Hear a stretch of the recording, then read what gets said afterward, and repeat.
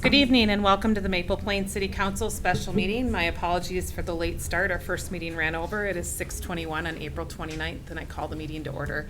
Please stand and join us for the Pledge of Allegiance. I pledge allegiance to the flag of the United States of America and to the republic for which it stands, one nation, under God, indivisible, with liberty and justice for all.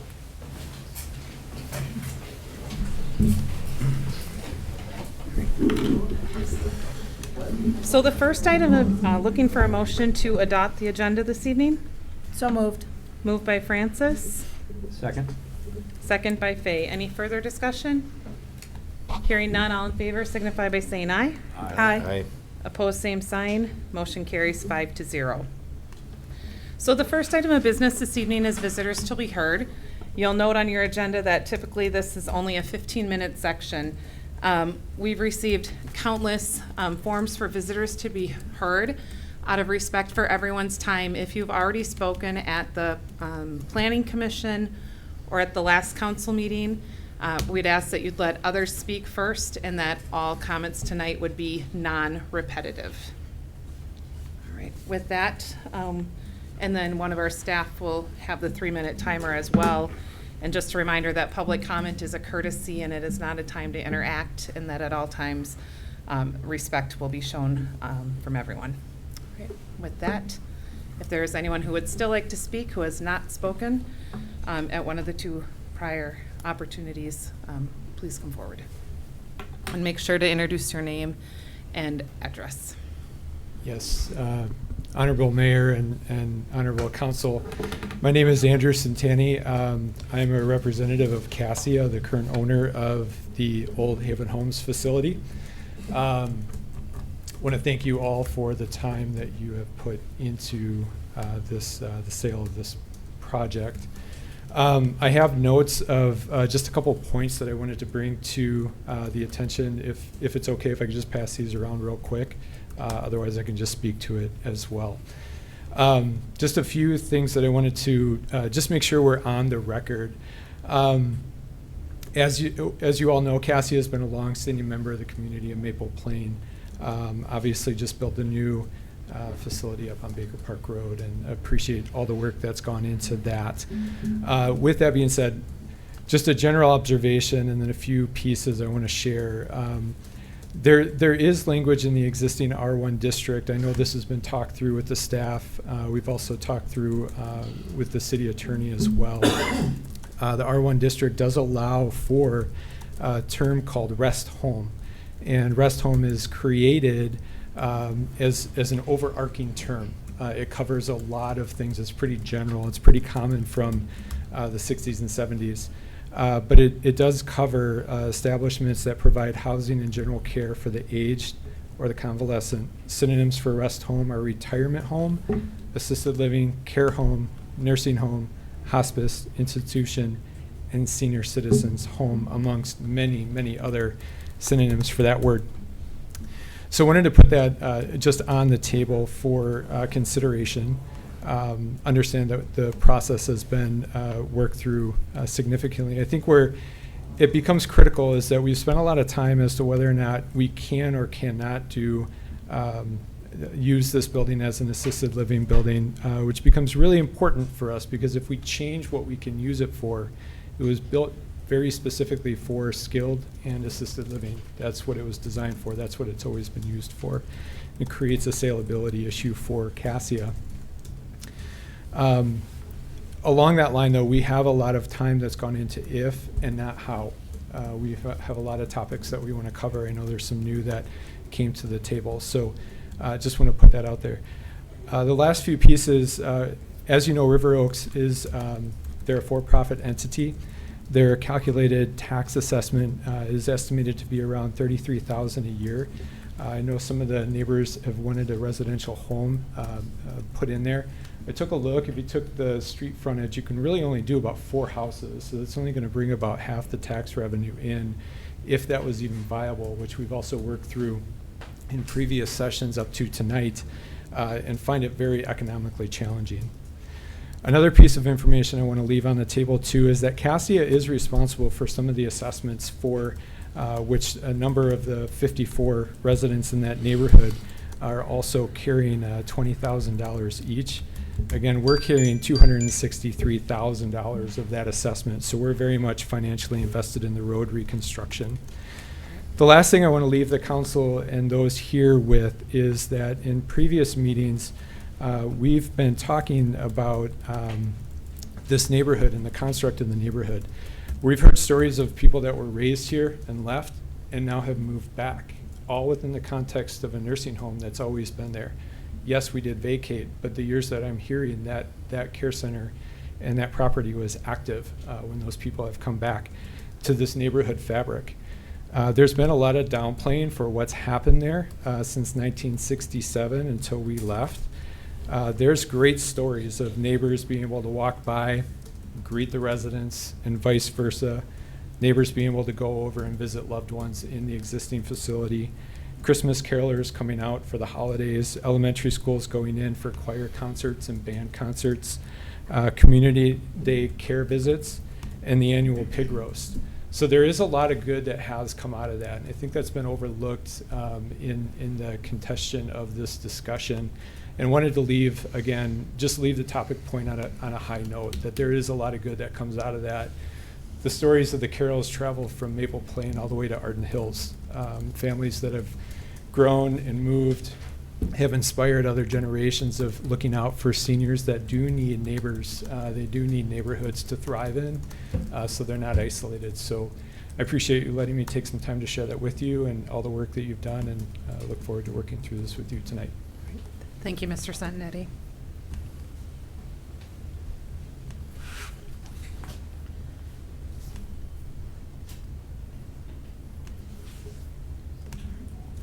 Any other visitors to be heard that have not spoke at planning or at the last council meeting? All right. With that, we'll move on to new business. First item of business this evening is River Oaks Assisted Living. Now we'll turn that over to City Administrator Colander. Thank you, Madam Mayor, members of the council. First item on the agenda for River Oaks Assisted Living is to discuss the text amendment for city zoning. This would be a change to ordinance. It would be ordinance 327. And I'm going to turn that over to Mark to review with the council. Thank you, Honorable Mayor, Council. As noted by your city administrator, there's 2 action items that had been previously contemplated by the city. And the 2 action items did not receive a recommendation from Planning Commission, and at the last council meeting did not receive a motion to move forward in either capacity. So we're back in front of you tonight with all of that. In order to present those 2 actionable items kind of in a broken down way, we are separating out the ordinance, which is an ordinance that would amend the section 153.025 R1 single family residential district. In amending the ordinance, you're not taking action on the second actionable item, which would be the conditional use permit or site plan, but you would be amending the language in the ordinance to be more specific and clarify whether or not you wanted to allow, as a conditional use in the R1 zoning district, assisted care living facilities. It would clean up any of the loose language that we have out there, as noted by the owner at tonight's meeting, and it would provide some additional stipulations relating to and around the use of facilities for assisted care living. It would tie now the definition then also to Minnesota state statute, which is much more specific in that regard. So the ordinance as presented would clarify that. It would strike out some of the language that is what I would consider to be archaic language in the ordinance. It's kind of a relic of a different time. And it would modernize the ordinance by considering as a conditional use not only assisted living facilities, but also schools, churches, community centers, libraries, golf courses, parks, and recreational buildings. Those are all commonly uses that we find in R1 residential districts, but they're commonly uses that we place under a conditional use permit so that you have an opportunity to essentially vet and place conditions upon those uses and ensure their compatibility with the residential uses that would typically surround. I can go into as much detail as you want. City Attorney has reviewed the language that is presented. And so really with this, you have the opportunity, if the council would choose, to adopt an amendment to the ordinance that would make assisted living facilities conditional uses in the R1 zoning district, and then it would place the stipulations noted in the ordinance on those uses, and it would remove any of the other language relating to rest homes and things of that nature, and it would kind of clean up some of the ambiguity in the ordinance that was set up. If this was approved, then you would have another action item to consider ultimately with the then conditional use of the existing facility along with site plan review. If you were to not approve the ordinance as presented, then the ability to consider that use as a conditional use goes away. It's not there. You wouldn't be able to consider that. So with that, I'd be happy to answer any questions on that or the ordinance that's in front of you.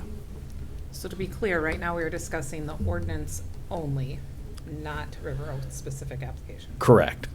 Okay, so just, The ordinance, not the text amendment. Well, it is the text amendment. Right. It's the Yeah. same. Not the River Oaks conditional use No, I permit understand. or site plan. I Right. understand.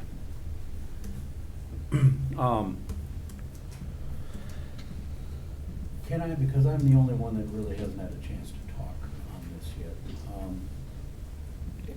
Every they want your mic. every 2-3 years, one of us states that we have spent more time reviewing and researching and preparing for a particular vote. Well, this is one of them for me. I reviewed the Planning Commission tape twice. I've reviewed the March 25th business meeting twice. I've had an opportunity to sit across the table with Mr. and Mrs. Steffenhagen and review their summary of their concerns. I'm going to make a plea to the council in that we've all had a month to digest the narratives and what's been spoken by commissioners and other council members. I'm looking at this from a different angle than most everyone I think has talked, and Andrew kind of mentioned it tonight. And that is the highest and best use of this property. Without question, from a purely economic standpoint, the highest and best use of this property is residential homes. Problem is that from a financial standpoint, tax revenue for the county, the city, and the district. But there's one caveat to highest and best use, and that is it has to be economically feasible. And as long as there's a $1.5 million facility on that property, that's not the case. It's not economically feasible to turn this into residential housing. There's a reason why Gordon James and Gagne and Hanson Homes haven't come in and snatched up the property and started building houses. Now, let me explain.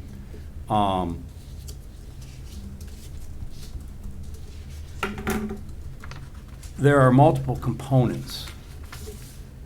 First of all, you have to buy the property from Cassia Haven Homes. I don't know what agreement River Oaks has as far as the sale price, but let's assume at an absolute minimum, it's equal to the estimated market value or sub market value. So let's put a basis of $1.5 million on my analysis here. Now you get couple of parcels of land with a structure, but the structure has to be removed. And what we know from the 5210 facility on Main Street, you don't just go in with backhoes and dump trucks and tear down a building. You've got engineering, you've got hazardous waste analysis, you've got to compartmentalize, and then you take it down.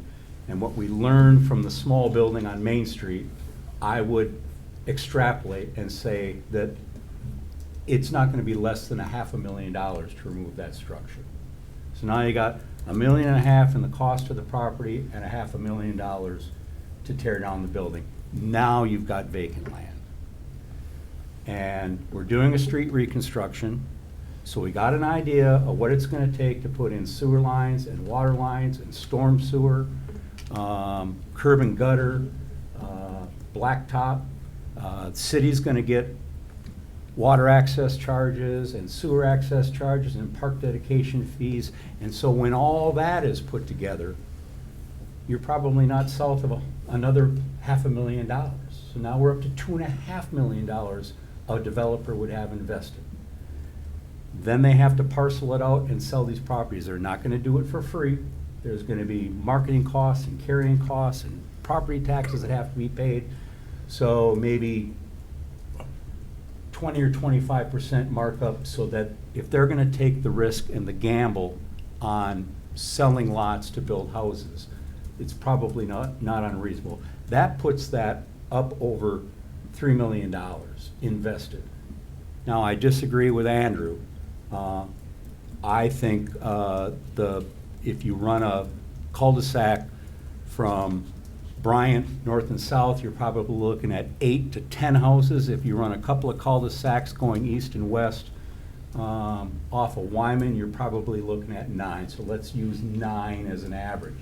So you got 9 parcels at a minimum, $3.2 million. You're looking at about $335,000 would be a sale price for a parcel to build a house. You don't put a $100,000 improvement on top of a $335,000 piece of land.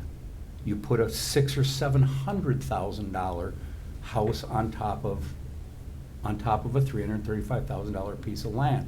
So what do? You go out to Cook Farms out in Independence, where you can buy 1 to 2 acres of sprawling land to put a $600,000 or $700,000 improvement on top of it. So at the end of the day,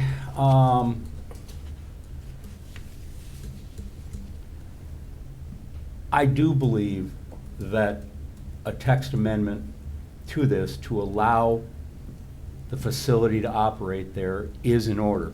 But I have one ask, call it a condition, and that is that we have the mayor calls a meeting, and we invite all of staff, including police chief and fire chief, we include all of city council, we include all of planning, to come sit down and seriously take a look at the conditions that we would require from the city of River Oaks in order to put that facility in there, so that every stakeholder, whether it be the city, whether it be the residents. Excuse me, Councilmember Finn. Yeah. I don't mean to interrupt you, but we need to be very clear right now. We are talking about the text amendment. Text only. amendment, text amendment You need only. to save all of that for later, because if this amendment, and correct me if I'm wrong, staff, if this amendment does not pass, then the That is- application you are does correct. not move forward. You are correct. So just to keep things straight and clear, because I think last time there was some confusion, I need to stop you, Okay? unless you have more to say about the zoning amendment. No. Okay, thank you for your thoughts. Okay, any further discussion or questions about the zoning amendment before us tonight? Or the text amendment, excuse me, my bad. All right.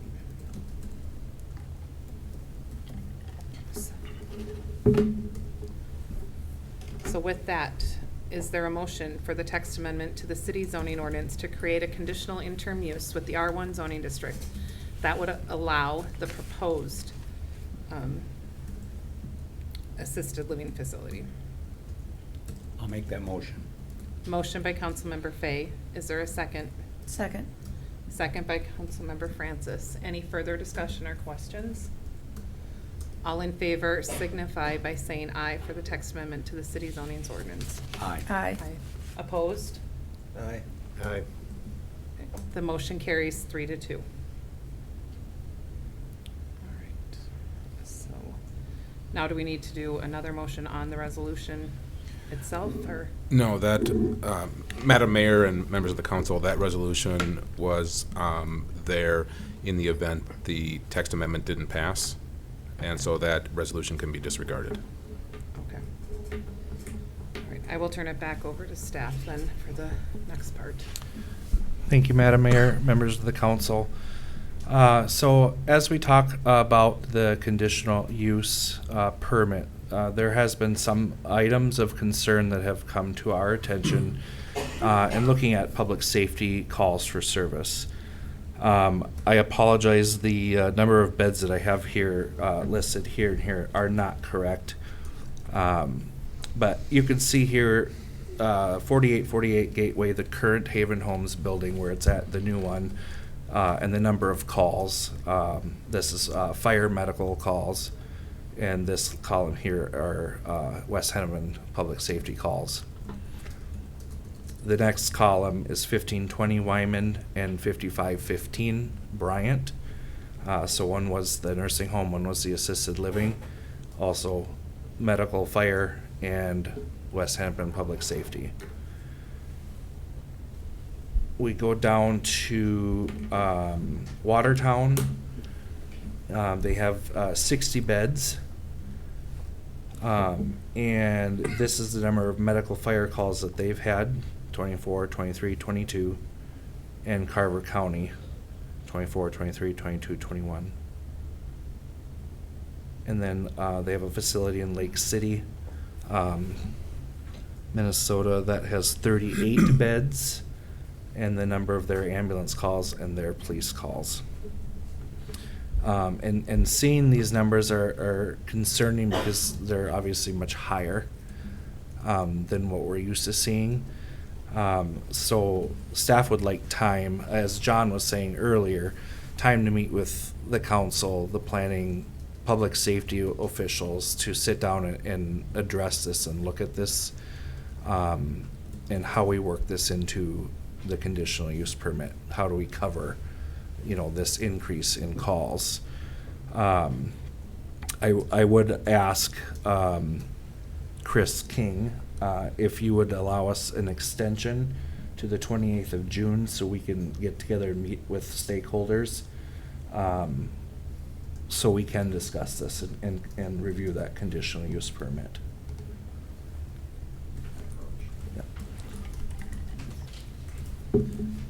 Hi, everyone. I'm Chris King, the owner and operator of River Oaks of Minnesota. Thank you for having me here again tonight. Yes, obviously we can extend to that. Very briefly, I just wanted to add, our numbers are a little bit different, but my point being, I understand the concern as far as the potential increased volume of River Oaks, Minnesota making emergency calls. I did pull some data myself, and I just wanted to make two brief points before we move on to the extension, and that being for the council to be able to at least think about and ponder and do some research, is that I actually had Watertown at 137 calls in 2023, I apologize. My research, pulling all of our documentation, showed that less than 6% of our calls were directly mental health related, and I know that is a concern of the city and the council, whereas the minimum ratio I found state and nationally was actually at 20%. So I just used that less than 6% number to illustrate the fact that our residents are very stable, and the calls that we do get are medical related, not mental health related.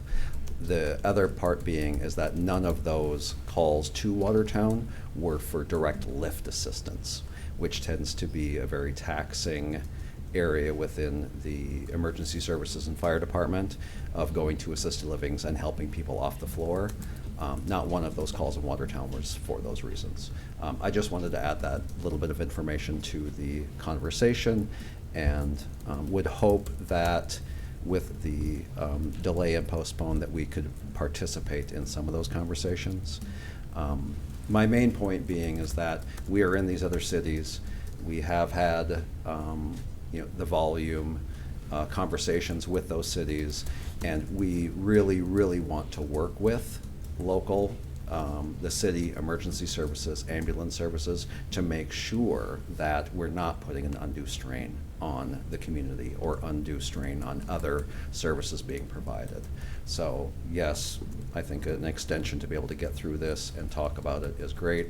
I would hope that we could be part of that conversation, because it's absolutely one of our top goals and priorities as well, is not to create a bad situation for the city or anyone else who lives in it. Thank you. Thank you, Mr. King. Go ahead.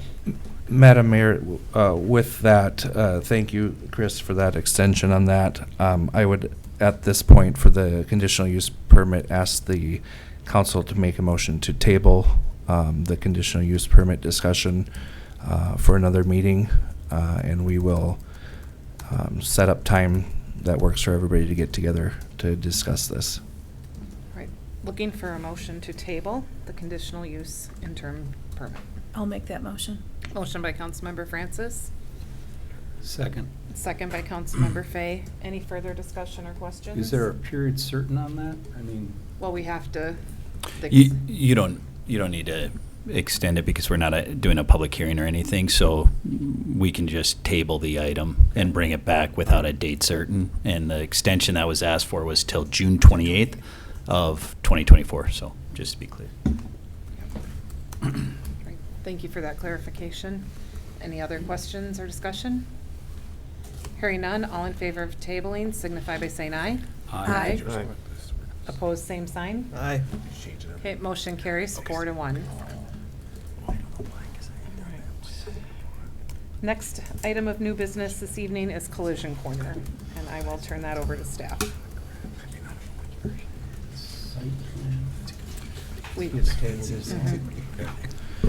Thank you, Madam Mayor, members of the council. Staff was directed to send notice to Kurt Kroll at Collision Corner. The response to his first submittal of the site plan and landscaping plan. Kurt was notified of the April 29th council meeting and the deadline to provide the updated site plan and landscaping plan to the administrator's office by noon, Monday the 22nd. As of the date of this packet, the 24th, I have not received any submittals.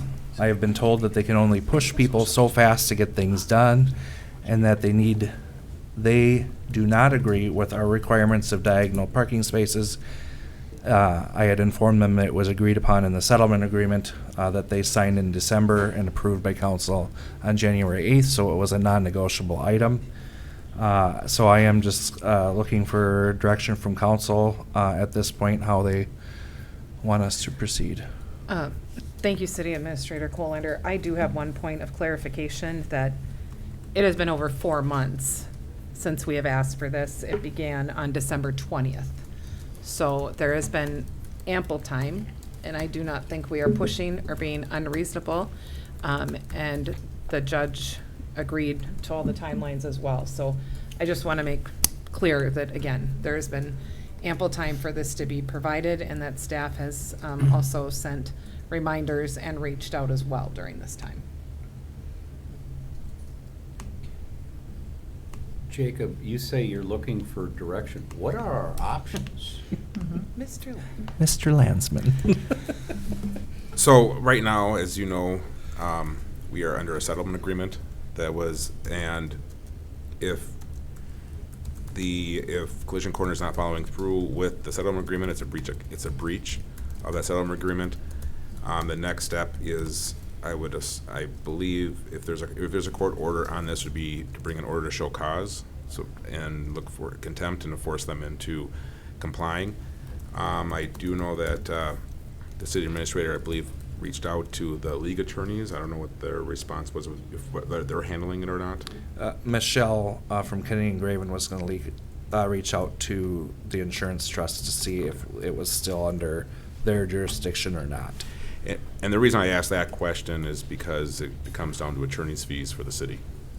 And so if it has league coverage, we should have the league handle it simply for covering those costs.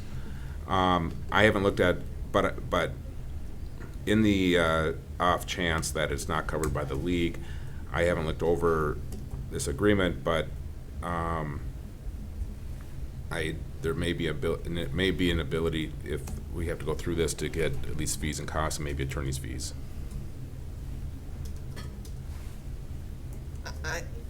I'm a little uncomfortable talking about legal strategies in an open meeting. Should we call a closed meeting to discuss legal strategies? Well, I don't know if this was, I think at this point right It's now. migrated into that. Yeah, and I don't think we need to talk about the legal strategies itself. It's just a matter of, in a general sense, there is a public document. They're not following through, and the next steps would be to have to reach out to the league attorneys to see the steps that they want to take with regard to this. Okay, And I think, regardless of who pays, well, regardless of who pays, because we're reaching out to them first, but regardless of who pays, once we have that information, then there would be time to bring a closed session together for the council to provide them with those options. Because I think that's what the original question was to Jacob, is what are our options? And I don't know if I guess the options right now for the council are, do you remain patient, or do you look to possible enforcement action? so there's two. We do nothing, or we hold them in contempt and Well, force them I to comply? don't want to say hold them in contempt. We don't hold them in contempt, but to seek default under the contract. Those are the two And options. force them to do what they've been asked to do By a judge. by the judge. Twice. And that is what, when we go into closed session, the details of it can be discussed at that point. So I guess, Jacob, maybe the options, like I said, are give them time or not.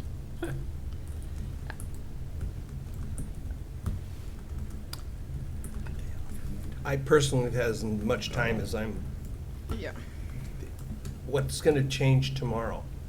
We've spent multiple days in mediation with two different mediators, court, and as I've said, this has been agreed to since December 20th.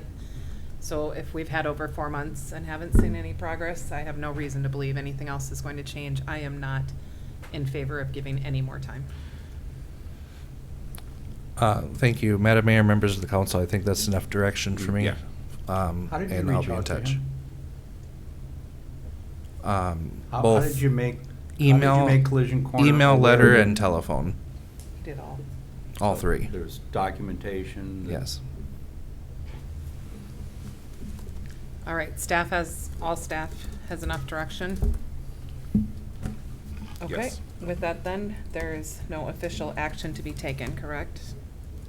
You have direction? Okay. Correct. Next item of business this evening is contract approval for JK Enterprises. And I will turn that one back over to staff as well on page 22 in our packet. Thank you, Madam Mayor, members of the council. We had discussed this earlier. We did some clarification on it. We had 11 areas for JK Enterprises that we added for him to mow. After going through and looking at those areas a little bit closely, we whittled it down to only 4 areas. The 4 areas would be the downtown area that we're hoping we'll get a project going on that, and then the 3 Maple Plains signs. Won't have to be done all the time, so it's not gonna be a regular every week mow. So the total for those additional, for a full mow is $165, and for a half mow is $82.50. The numbers under number 11 are incorrect, because that doesn't, if you look at the spreadsheet that I gave you guys. I should pull it up here so you can see it.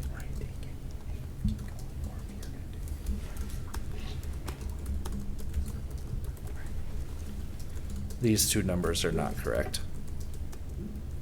What are they? 65 and 30. To total 165 and 8250. If you add these up, this does not come to 8250. Well, if you add the other ones up, it doesn't come up to 165 either. Right. So number 11 is not correct. It should be. Shoot. Did you have my updated one? No. 60? 60 and 30. It's on Okay. page 30. And who, you said they don't need to be mowed all the time. Whose responsibility is it to determine when they do and don't get mowed? I think that Jason will have a good, I think he'll make a good decision on that. But, I mean, he emails me about once a week about what's going on and what he's doing and stuff like that, so we'll keep an eye on it. Okay. But I trust that he'll make the right decision. So I am looking for a recommendation to approve the contract. I move to approve that contract as printed. Motion to approve the JK Enterprise contract by Councilmember DeLuca, Second. second by Councilmember Francis. Any further discussion or questions? Hearing none, all in favor signify by saying aye. Aye. Opposed, same sign. Motion carries 5-0. Next item of business is letter D, authorization to hire temporary part-time office help. Thank you, Madam Mayor, members of the council. As you all are aware, Jill Norlander has resigned her position as our deputy clerk, going to work for the city of Maple Lake. Her last day with us will be May 3rd. We wish her well. On tomorrow morning, we will be having a farewell reception for her from 10:30 to 11:30. So anybody who can join, please do. I have spoken with Sunny Borglund Schultz, who is one of the candidates for assistant city administrator. She had made a comment that if at any time we needed her help, she would be willing to help. So I gave her a call and said, hey, we need a part-time person to help out with, as a deputy clerk, with utility billing and permits and clerical work. And she said, yeah, sounds like fun. So as of right now, it would be a temporary part-time position. And she would agree to come on at $25 an hour, working Monday through Friday, 9 to 1. I agree it's important. But I don't want to see temporary turning into permanent,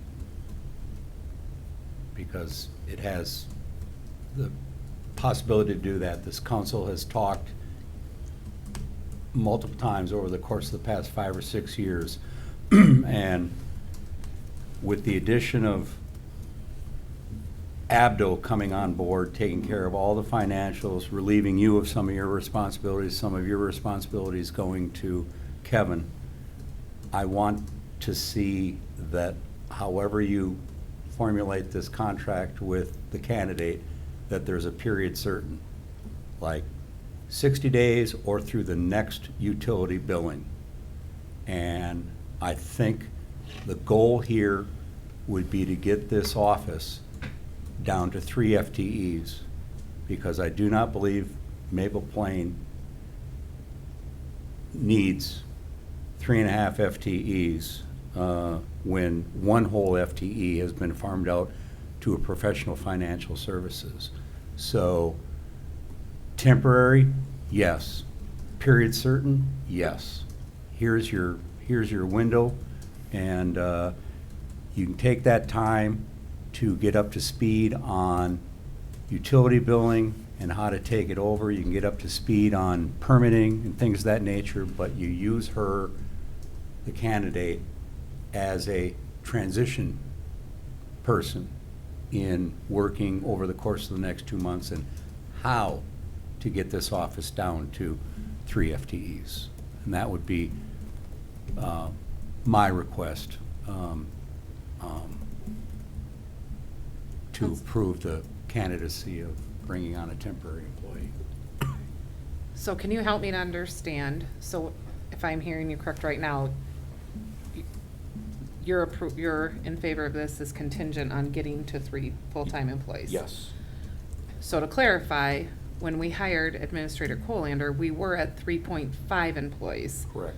So now we've hired out someone, so wouldn't that bring us back to 2.5? No. I mean, you're talking a complete You staff can- reduction, that's a different discussion. You can look at Abdo as an entire FTE.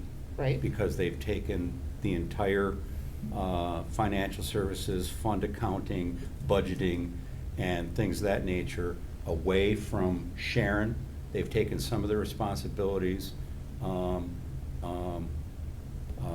the monthly accounting and things of that nature away from Jacob. I'm trying to, if you utilize Abdo as one FTE, which technically they are. Yep.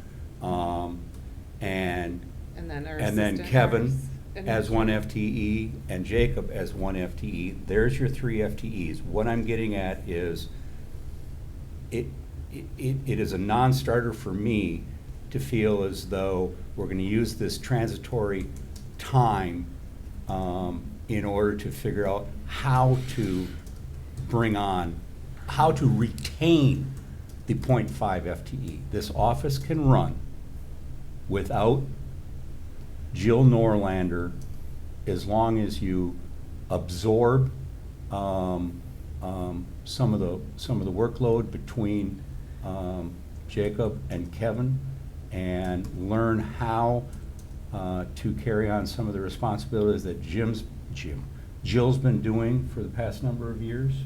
And so that would be the goal, not to bring on a temporary person that in 2 months we offer a long-term 0.5 FTE. So I am hearing you correctly then, and you want a reduction in staff? Yes. And we've talked about this repeatedly since the time Bobby was on here. We've been up, we've been down, we've been back, and we've been forth as far as efficiencies and things of that nature. And I believe with the skill set that we have now with Abdo and Jacob and Kevin, this office can run efficiently and effectively on those 3 FTEs. Mayor, the purpose of tonight is to discuss the sole extension of a temporary agreement Yep. to allow staff some breathing room to decide what, if any, changes are needed. And just as we did when Jacob studied for Kevin's job, the same assumption would be there that this would be an opportunity to study what would work. There are 100 moving parts, and John, I can't quite get to your conclusion because I think staff has to have the freedom to be able to look at how this would work together, what it would do, how that could impact 100 other things. For the purpose of tonight, I'm more than happy to make a motion to approve the temporary part-time deputy clerk at the $25 an hour. And I agree with you, and all And I'll I'm stop saying. right there. Okay, All all right. right, so there's a motion on the table to hire the part-time position to cover the deputy clerk role by Councilmember DeLuca. Is there a second? Second. There's a second by Councilmember Francis. Is there any further discussion or questions? Hearing none, all in favor signify by saying aye. Aye. Opposed, same sign. Nay. Motion carries 4-1. Council reports and other business to come before us this evening. Administrator Colander already mentioned it, but if you're available tomorrow, come and have coffee with Jill from 10:30 to 11. And if you're not, she'll be here throughout the week, so stop by and just thank her for her service and wish her well. We will miss her smiley face, and we appreciate her service. And then also tomorrow evening from 4 to 6 p.m., a reminder, residents and business owners, please come and thank Sergeant Rick Dennison for his 35 years of service to our community as a West Hennepin Public Safety. That will be in the Independent City Hall Council chambers from 4 to 6 tomorrow evening. With that, I am looking for a motion to adjourn. So moved. Moved by Francis. Second. Second by DeLuca. All in favor? Aye. Aye. Meeting's adjourned at 7:06.